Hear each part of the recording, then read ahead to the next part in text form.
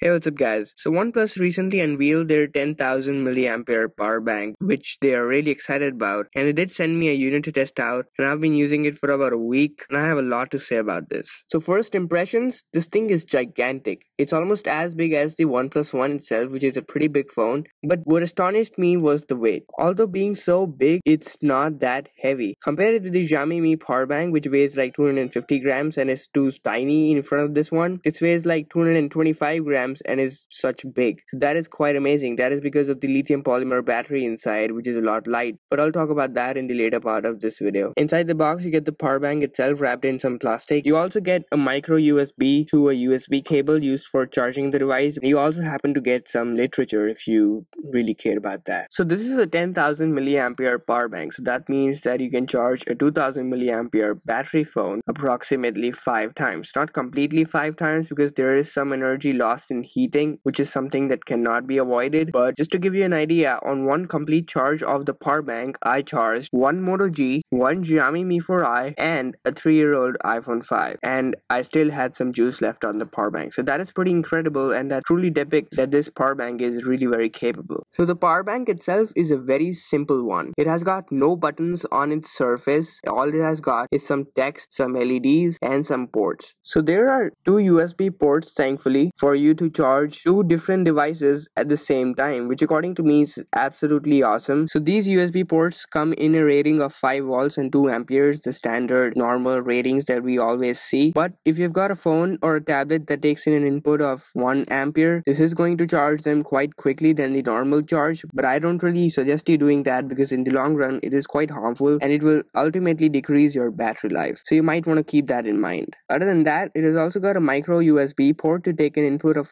2 amperes, and it is used to charge the device itself. Now, since this is a buttonless power bank, how do you get to know how much charge is left in the power bank? Well, you shake it up.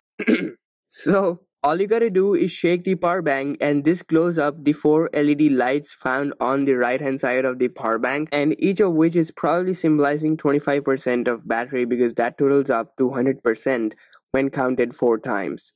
So one of the biggest technical jumps that OnePlus made while creating this power bank was introducing the lithium polymer battery. So they dumped the Li-ion battery and went for the lithium polymer one, and that according to me is a smart move because the lithium polymer batteries are a lot sleeker and thinner, and this is the reason why the OnePlus power bank itself is so sleeker when compared to the other power banks. The other advantage of having a lithium polymer battery inside a power bank is the speed at which it charges itself. So in a week on an average, it took like 7 hours to charge itself from 0 to a complete 100%, which is a very good speed for a battery having such a high capacity. I do have experiences of using power banks with the same capacity but with the Li-ion battery inside taking up days to charge themselves up and still not performing to the desired level. So lithium polymer batteries definitely got thumbs up from my side. So you can get it in 2 colors / 2 textures just like you get on the OnePlus One. So you have the sandstone black texture, which is not so rough and not so soft and really grippy texture, and then you also have this baby skin white version of the power bank just like you get on the OnePlus One, and it's really amazing. I got the same, as you can already see. It's really very soft. The only thing that I did not like about this color was that it attracted dirt. So after about a few days of usage, I could notice some dark spots and black marks on it which looked really bad, so I cleaned it up with some water and a cloth. So there you go guys, I hope you enjoyed the video. I hope it was a didactic one. If you think I missed out on something important, make sure to leave that in the comment section. If you enjoyed it, feel free to drop me a thumbs up and make sure to subscribe. I don't really say this often, but I've got a couple of videos that you would not really want to miss. Thanks a lot for watching guys. Take care.